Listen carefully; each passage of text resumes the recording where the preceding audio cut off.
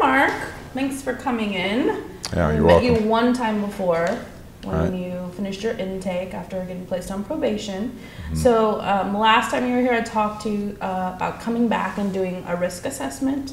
So I'd ask you a bunch of questions and take some notes, and then I would score the assessment, and then you will come back and we'll have a conversation about what the results mean and how that will, help with your supervision, and we'll kind of make a plan for what your supervision will look like based on the results and the conversation that we have. We'll build a case plan. Okay. So before we get started, I just want you to know that I have a bunch of questions I'm going to ask you. I'll probably take some notes. There might be times where I might ask you to clarify things, so we'll just keep it conversational, and if you have any questions, feel free to ask me as well. Okay. So the first thing I'd like to ask you is to explain to me how you believe that you ended up on supervision, and a little bit about your criminal history. Okay. Well, I'm, as you know, I'm on a downward departure. Not real happy about that, but I guess it beats, going back to prison. The whole crime itself, though, is it's just crazy. I'm over at some, who I think are my close friends' house, partying and having a good time, and suddenly, I'm told to leave, and as I'm heading out the door, my partner's old lady decides to yell a few things at me, a parting shot, and slam the door and lock it behind me. So I just kicked the door back open and went in, to see if she had something else she wanted to say, or see if he wanted to maybe stick up for her. And of course they didn't want to do anything, so I just left. And for that I get a burglary charge, really? Because they call the cops. We're supposed to be, bikers, and, we don't call the cops on each other. I mean, I don't get it. So, that's what I'm doing here. Okay. Yeah. So that was the Berg 2 charge that you were convicted of and then placed on probation. Correct. Okay. Yeah. Yeah.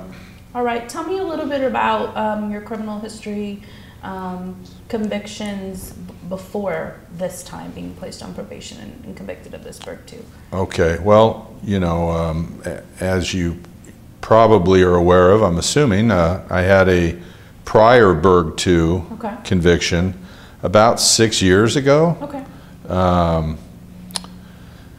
Little different scenario. I'm selling weed. While I'm gone away from my house, a couple of punks decide to make my weed their weed, and I found out who it was a month or so later, and found out where they were at, and sort of kicked my way through their door to get after them, so they could pay me back. And same thing, they called the cops on me. I left, got arrested, and got convicted of a Berg 2, and actually went to prison that time. Okay. How long were you in prison? I got sentenced, I think altogether total was like 18 months. Okay. So 2 Berg 2 convictions, and it sounds like they happened in similar ways, and that you kicked down the door in both situations and entered the homes and resulted in those charges and those convictions. Yeah, I mean, I never actually I didn't do any harm to anybody.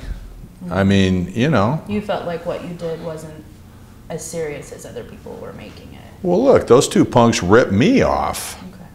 I just went over there to, so they could get some payback, so I could get paid back. Yeah, doesn't feel like you did anything seriously wrong. It sounds no, like. To me, it's like you don't call the cops when you're doing that kind of activity. They rip me off, so yeah, I don't know. All right, I'm interested in when your first arrest took place. Do you remember first being arrested? Oh, so you're talking about just like any arrest, huh? Yeah, the first time. I guess when I was 17, I got arrested, got an MIP, got put in a holding cell for a few hours. Okay. Okay. So you just have one present probation, the Berg 2 charge, and then you have one prior. It sounds like Berg 2, it happened about 6 years ago. Let's talk a little bit about what happened when you were in prison. Did you have any misconducts? Did you get involved in any programs or work assignments? No, I didn't. Well, I did have a work assignment. Okay. I worked in the kitchen, Okay. in the pan room. All right. But no, I didn't have any misconducts. You know, and I just worked for, you know, 6 PRAS points a day, and then moved up and got 9 points a day. So, yeah. So when you were in prison, you were successful in that you didn't have any misconducts and you worked. Correct, Okay. yeah. What about the last time you were on supervision? When you were released from the first Berg 2, you were on post-prison supervision. Tell me how that went. Well, I mean, I just, you know, I stayed in compliance. I guess I kind of white-knuckled it. I just, I got a job working in the mill. I went to work, went home, stayed home, went back to work the next day, and after doing that for a year, I was placed on unsupervised parole, because my parole was 2 years. Okay. And so after a year, he put me on unsupervised, and I didn't have to report in anymore. And as long as I didn't pick up any new charges, I was, you know, I was good. Yeah, so you were successful. Yeah. Didn't have any violations, it sounds like, while None. you were on supervision. No. That's great. Okay. Tell me a little bit about employment, whether you're working, you know, where you're working, kind of how things are going, if you are working. Yeah, well, I mean, I'm currently working in the mill. I've worked at the mill now at this particular mill for a few years. My job is I grade doors. So I started out, you know, tailing behind a rip saw and at a low-level entry job. And after a year and a half, I started moving up to where now I kind of supervise a line of about 7 door patchers. So before the doors get shipped out, I'm kind of the last one that looks over the door and puts a stamp of approval on it and send them out on their way. Yeah, so it sounds like you've worked your way up, you know, from, you know, just kind of the first step into now you're managing a team of people. Yeah, That's well, great. I mean, I'm a hard worker. I'm like one spot below the lead worker. So working hard and being good at your work is something that's important to you. Yeah, I like working hard. Okay. Yeah. Great. What about your work history? You worked at, you mentioned before that you'd worked at the mill before. So what other jobs have you had? No. When I got out of the Army, I went to work logging in the woods, and I logged pretty much right up until the time I picked up that Berg 2 charge and went to prison. So you've pretty consistent, I mean, you were in the Army when you came home. It sounds like you've worked consistently and have been working, you know, when you're not in prison, you're working. Okay. Yeah. Good. All right. What about your education? I graduated high school. High school? Yeah. All right. I got a few credits, college credits, when I was in the Army. Okay. Great. What was your participation or you know, involvement in school? In school? In high school and throughout all your... Oh, I didn't really like school. I was really good in sports, football and wrestling, so the school I went to, wrestling was real big. So they kind of kept me in school. Sure. Helped me graduate, you might say. Good. Yeah. All right. Ever expelled or suspended from school? Yeah, I got suspended. I got in a fight and got suspended for a week one time. Okay. For fighting? Yeah. With some other students? Yeah, just one. Okay. One other guy. All right. Yeah. Let's talk a little bit about your relationships at work with your coworkers. What are those like? Well, like I said, you know, I moved up. So I don't know. I have an okay relationship with my coworkers. way. I kind of, my military experience too, I don't really like being told what to do. Okay. Yeah. So your relationships with your peers, you'd say, are good? Yeah, I think so. No conflicts with them or issues that have happened since you've been released with your coworkers? No, just as long as when I say, hey, you need to do this on that door, this needs to be done correct, and they do it, there's no issues. As long as they're doing what they need to do or what you're telling them to do, there aren't any conflicts. Well, yeah. Okay. Yeah. And with your supervisors or your boss, what's your relationship? You talked a little bit about that, but I'm interested in knowing more about what your relationship is. Well, they know I'm a hard worker, and they know I strive to for our company to put out a good product. So they kind of entrust me into doing that, And it seems like they honor your hard work and appreciate your hard work, and that's well, why they have so far, yeah. Okay. Yeah. Tell me a little bit about. Let's talk a little bit about your family, particularly. I know last time you were here, you mentioned that you were married. So tell me a little bit about that relationship. Well, I'm married. I have a stepdaughter and a biological daughter. Okay. And you all live together? We do. Okay. She's the woman of the house, and I'm the man of the house. So, I get off work. I like to come home and, throw on some Southern rock music and drink my Jack Daniels while she's making dinner, and yeah, works out really well. You guys get along well. Well, yeah, yeah. We do. There's been periods where where she's moved out, Okay. or I've left. We've separated. Okay. Yeah, I don't know. Sometimes she seems to have issue with my drinking and the crowd of people that I sort of hang out with. Yeah.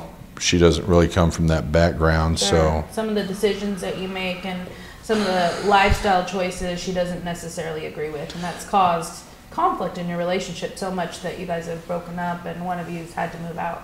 Yeah, well, yeah, exactly. I'm not ever going to hit her, but I am in charge. Yeah. That's just part of being the type of guy, biker type lifestyle, hard working, blue collar type guy that I am. Yeah. So. And there's disagreements, and you guys don't always see the same thing, it sounds like. No, and when we don't, then she can choose to leave or I'll leave. Okay. Yeah. Tell me, do you feel satisfied with your relationship today? Oh yeah, Okay. definitely. She's there for me. I'm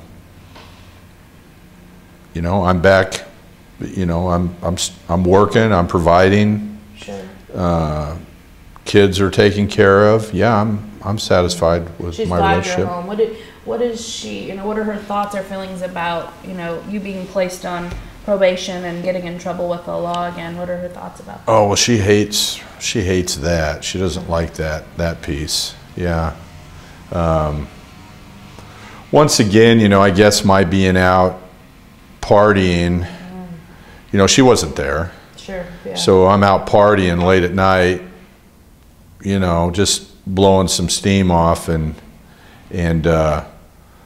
wind up getting the cops called on me, and now I'm, back in your office or, being supervised. She's disappointed about the result of yeah. partying. And yeah, she doesn't like it when I go to jail and I got to wait to be OR'd out and all that Sure. kind of stuff, it's, yep.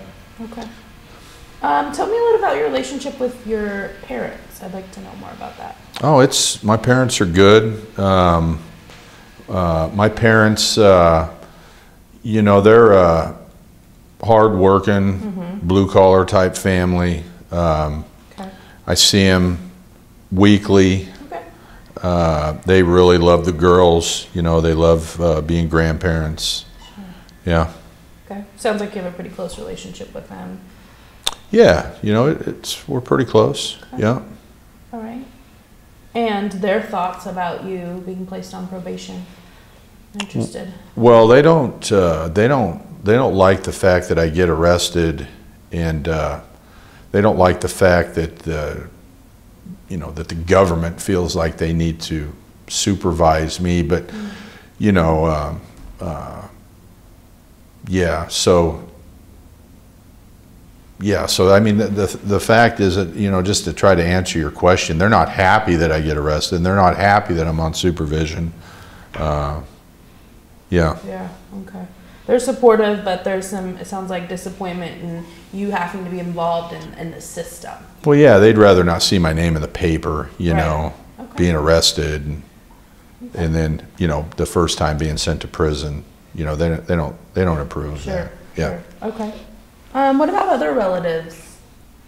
What are your relationship like with other people in your family? Well, I mean, I have, we have a pretty big family, and the norm growing up was to go to Grandpa and Grandma's place. They had a small farm, and help with the chores around the place, and big family dinners. Yeah, so my, my aunts, my uncles, all hardworking people, like to sit around, visit, play cards, that sort of thing. So you spend quite a bit of time with other family members. Well, I don't as much anymore. My lifestyle choices have kind of, they're not into partying the way I like to party, so. You spend less time with them just because of the things you choose to do kind of in your off time, or even with your life. Correct. Okay. Yeah. But it sounds like they're positive and available if you did want to. They're positive people. I mean, they're not choosing to stay away from me. It's more my choice. I know they don't really approve of some of the lifestyle choices that I have, so I don't want to bring that around them. Sure. Yeah. That makes sense. Okay. What about your free time? What do you do in your free time? Are you involved in any activities, structured activities? Well, I have recently started attending NA meetings. Okay. And not just attending them, but I've decided to take on kind of like a service position. So I don't know, this guy wanted to sponsor me, and he said, you need to get involved. So right now I'm just like the secretary of this meeting, so I'm responsible to get there and start the coffee and get the chairs set up and put out the literature and then greet people when they come through the door. So good for you. Yeah. How often are you doing that? That's one time a week. Oh, okay. Yeah. Great. Yeah. Great. It sounds like something that you're enjoying doing. Yeah, I mean, yeah, it's, would I be doing it if I hadn't got put on supervision? I don't know. Maybe not. I just, when I was in jail, I went to H&I presentation, and this guy brought the meeting in and said, hey, man, you ought to come and check out a meeting. And he's kind of got a biker past lifestyle, and I thought, similarities between the two of you. Yeah, so I thought, okay, I'll check it out. So, yeah, I don't know if enjoying's the right word, but I am doing it. Right. It's a commitment that I've made. I think it's going to help me, and that's what he said, if you do this long enough, man, it'll help you get off supervision again. So outside of the meeting that you're the secretary for, that you have the service position, are you attending other meetings? No, I just pretty much work. I work all day, I work hard, I get home, I like to throw back a little Jack Black and listen to music and, and get up and do it again the next day. Okay. So when you're not working or you're not at the NA meetings, you're at home, just relaxing, it sounds like, hanging out. Yeah, pretty much. Not doing much else. Yeah. Okay. Okay, so we talked a little bit about your free time and what you do in your free time. So next I want to talk about kind of who you spend your time with. So first let me start by talking about two words that I'm going to use. I'm going to use the word friend, and I'm going to use the word acquaintance. So when I say friend, I'm talking about, people who you would turn to for advice, people who their opinion matters to you, people that you maybe share the same values with and have closer relationship. And then acquaintances being people that who are a part of your life, but maybe aren't as close with, those relationships maybe aren't as meaningful.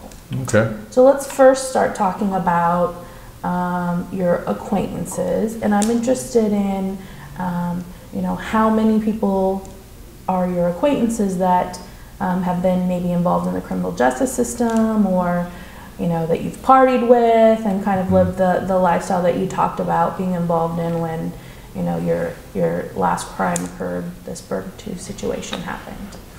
Yeah, okay. That's probably, around 6 or so. Okay.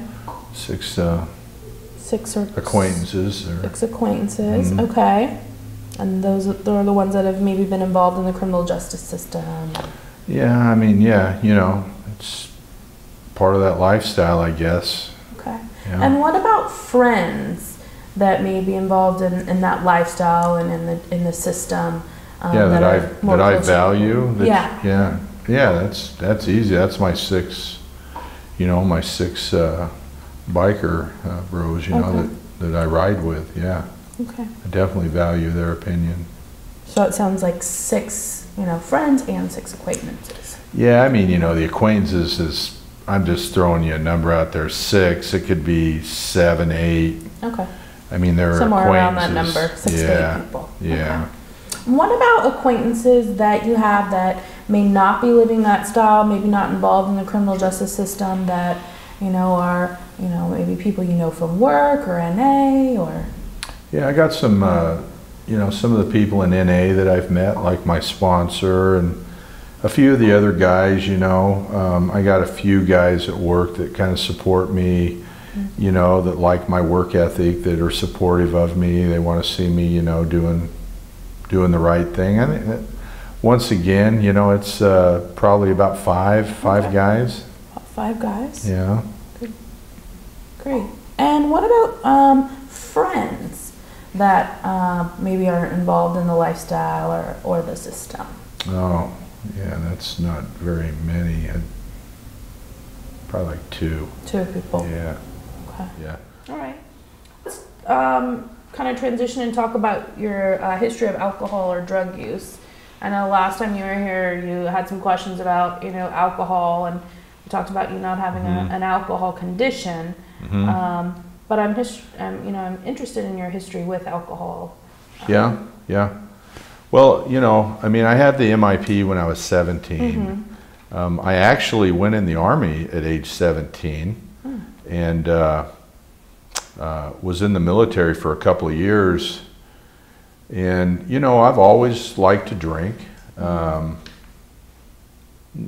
Just like I was telling you, I like to have, a few drinks of whiskey at the end of the day. Okay. So I don't know, as far as other, my wife, sometimes she thinks I drink too much. Yeah. But, and that has led, I guess, to, if I'm just being completely honest with you, that's led to some of our issues why we've separated. Oh, okay. So yeah, you did mention that she wasn't happy with your drinking. Right. Yeah. Okay. So you have, when you were in the military, you were drinking, and pretty consistently since then, alcohol's been a part of your life, and it sounds like it's caused some issues in your relationship. What about? Yeah. So I just want to, I want to be honest with you, but at the same time, I don't have an alcohol condition. Right. And I don't want an alcohol condition. It's enough that I got to do all this other stuff. Mm-hmm. That's the one thing that I enjoy after a hard day's work, is being able to have a few drinks. So I've never been convicted of any DUIs any crime or anything like that. So I just want to make sure that you want to be honest, but you don't also want that to result in other things, restrictions for you. Yeah. I can appreciate that. Okay. What about drug history? What's your involvement been like with drugs? Well, as I said in my first Berg 2, I mean, those punks ripped off my pot and made it their pot. So, you know, when So we're you were partying. growing weed. Were you smoking weed back then? No, or? I wasn't actually growing it. I was just selling it. Okay. Yeah, you know, I was selling it. I like selling weed. I mean, I like, if I'm going to be doing the drug, I would rather not be paying for it. So it just makes sense. Okay. You know, even at work, you know, people at the mill, they like doing meth. I mean, it's very easy to make money selling meth to adults who are old enough to make their own decisions on what they choose to do. And, you know, now that I'm on this supervision, you know, I don't even want to risk that because I don't want to go back to prison. Sure. You know? But so if you weren't on supervision, it's likely that you would be involved with selling, you know, you mentioned weed and maybe meth. Well, that's what pisses me off about this whole charge. I'm in a house with my biker, you know, bros. Sure. And old ladies, and we're doing meth and drinking and partying, and they call the cops on me. Yeah. You kind know? of felt like what happened was against your guys' code. Yeah, it's against the code. Yeah. Yeah. You know, and now, you know, I mean, I'm obviously going to stay clean while I'm on this supervision. That's one of the reasons why I'm going to the NA meeting, is try to figure out how to do that. Yeah. But it's not easy. And then to give up, you know, to give up my extra money that I can make so easily. Yeah. Okay. I just have some questions around, I mean, you talked about pretty regularly drinking. So daily drinking when you come home, you talked about that. What about drug use? Well, I'm staying clean now. Okay. I mean, I have to, right? That is one of your conditions of supervision, absolutely. Yeah. I mean, and that's how I got off post-prison supervision last time, was I just stayed clean. I white knuckled it, and you made a commitment to get off paper, and that meant that you had to quit using. So, what was the last time that you used? Well, it was actually the night that I got arrested. Okay. And that was 5 months ago. Yeah, around 5 months ago or so. You know, I got arrested. I got OR'd. Yeah. Yeah. So you were using when this Berg 2 incident took place? Well, yeah, we were partying, having a good time. I mean, you know, we were getting high, and yeah. So you talked a little bit about, I mean, obviously you got arrested because when you were using and because of the situation. You talked about how, you know, alcohol and you know, being in trouble, getting placed on probation, getting arrested has impacted your relationship. What about other ways that your, you know, drug use or even alcohol use have impacted you? Other ways? Yeah. Well, part of the reason I got discharged out of the military early was, you know, drug, alcohol use. Okay. I mean, we were using daily over there in Germany, and it was kind of the norm. What about with your job now at the mill? Oh, has it impacted your? The only time it's really impacted me was the last time when I went to prison. I mean, I had a job leading up to that arrest. This time, luckily, I was able to get OR'd quick enough that I didn't lose my job, and I've been able to keep my job. So, I mean, it really hasn't impacted my job. I'm showing up to work every day, and, you know. Okay. What about medical or health issues? Any complications that you think are maybe a result of drinking or using drugs? No, I'm healthy as a horse. Okay. Yeah. If anything, I think it helps enhance, you know. Okay. Makes you better? Oh, yeah. Yeah. Interesting. In what ways? Well, you know, you're working a hard physical job all day. You're able to go home, throw back a little whiskey, and get a good night, relax, get a good night's sleep. Okay. Yeah. All right. It's better than taking medication, right? So let's transition a little bit, and I want to hear more about the conviction, the most recent conviction. You know, we talked already about, you know, about the conviction that was 6 years ago, the Berg 2, and then being, you know, going to prison, coming out, finishing supervision successfully, and then you pick up this new you know, Berg 2. Yeah. Get placed on probation. So tell me more about how that happened. I mean, you've talked briefly about kind of what took place, but I want to know more about that. Well, I mean, there's really not a lot more to tell. It's pretty simple to me. You know, I'm over at some friends' house that I think are like me. I mean, we live kind of a lifestyle that we don't really care what, you know, people like you think. Sure. You know, we like to drink, we like to get high. And as long as we're working and pulling our own weight, we don't really care what society thinks. And those people call the cops on me? Yeah, you felt like what they did was wrong. Cause you Well, were just, yeah, it's wrong. You know, hanging out, partying, having a good time. And Yeah. I get told to, or asked really, to leave. And okay, I guess, you know, I'm getting a little too loose, you know, and they want me out of their house. Okay, you know, you're my bro, I'll leave. But then you're gonna let your old lady yell and scream at me after the door gets shut and lock the door? Like I'm not gonna respond to that? Yeah. Yeah. You feel like the only reason you got arrested and got in trouble was because they called the cops, wasn't it? If she would have shut her, if she just would have shut her mouth and not said anything at all, I wouldn't have turned around and kicked their door in. I'd have still been walking up the road, headed home. So it sounds like you believe that they caused the situation for you. Well, yeah, they caused it. Okay. It's obvious they caused it. All right. Yeah. What about other situations in your life that, you know, kind of resulted in consequences for you? You know, either the original Berg 2 or the MIP or maybe other complications that you've had. You know, what are your thoughts about those in relation to? Well, that MIP happened? was nothing. I mean, That was a long time ago. all the kids in the school where I went to school, you know, we all drank, we all partied, so that was really nothing.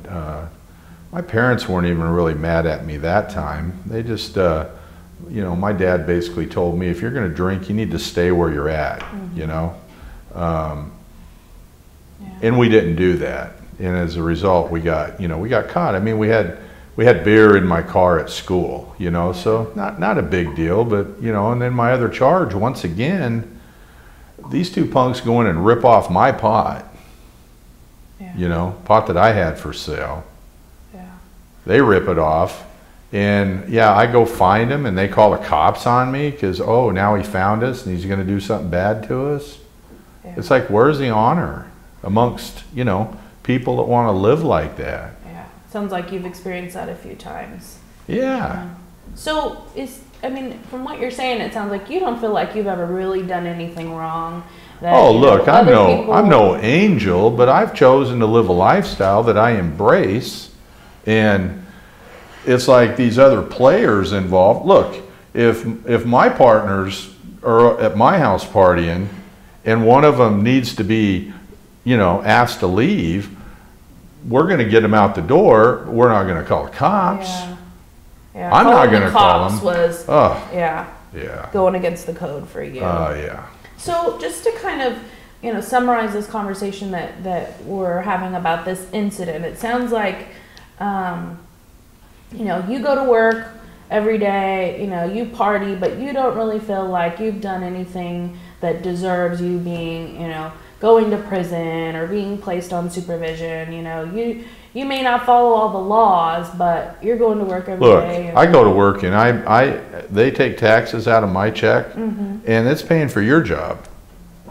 You know, so yeah, no, I don't think I've done. You feel like you're doing your part. I am doing my part. I'm just a red-blooded American. Okay. Yeah. So tell me, you know, what are your thoughts about this sentence, this being placed on probation, being convicted of this Berg 2? Well, the sentence itself, I mean, once again, while I'm not happy with the charge itself and how I got what I got charged for, I am happy that I didn't get sent to prison. Okay. I mean, I could have been sent to prison. Sure. And that's why I'm coming in here. I'm working with you. I got this downward departure. You know, I got 2 kids to feed out there. I can't afford to go back to prison. I need to you know, do the right thing and feed my family, and I can't do that sitting in prison. Sure, you've got some things to lose, and you don't want to be locked up. Right. So, you know, your goal is to get through this probation successfully. Absolutely. Get done with this. Yeah. Okay. Okay.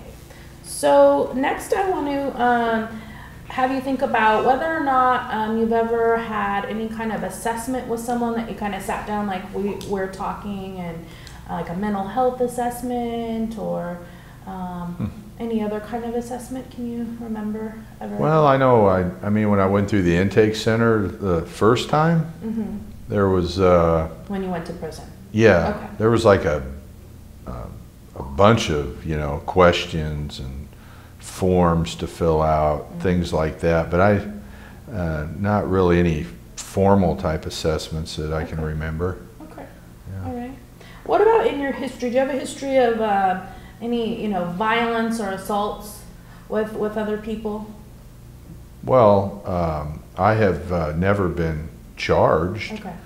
you know, with any assaults. Yeah. But there has been occurrences of it maybe in the past, just not official records. Well, I mean, you know, I told you about the getting suspended from school for that fight, Okay. but yeah. All right. What about any escapes from correctional facilities? No, I've never escaped. Never escaped. No. Okay. I'm not a runner. I like to get things done and stay, you know, kind of grounded. Okay. Yeah. Get it done and over with and Yeah. move on, it sounds like. Right. Okay. What about finances? Tell me a little bit about your finances or your family's finances. Well, things are tight. I mean, things are tight right now. You know, now I guess I'm gonna have more fees I got to pay you guys, and you know, it's gonna be hard. You know, I don't make that much money at work to be paying a bunch of extra, and I got mouths to feed at home. So Sure. things are really tight right now. Okay, that's a struggle for you. Well, yeah. I mean, we financial live in a place we pay $450 a month for rent. I mean, you figure it out. Sure. Yeah. Yeah. Yeah. Absolutely. And how long have you guys lived there? 2 years now. Okay, so you've been there for a while. Yeah. Okay. Yeah. Oh. Rent's cheap. Yeah. That Yeah. is pretty cheap. It is. Okay. So that's all the questions that I actually have for you today, but I want to thank you for being patient and letting me take my notes and walking through this. Like I said, when you come back next time, I'll have a little graph that I'll be able to show you with some scores, and we'll talk about what that all means, and then we'll kind of develop a plan, both of us, that will include some of your goals and also what we're going to do moving forward. So what we'll use your probation period to work on, and hopefully help you achieve some of those things and finish supervision like you did last time. And Oh, that be sounds good. successful. All right? Okay, sounds All right, good. great. Thanks, Yeah, Mark. yeah, you I'll bet. see you next Thank time. you.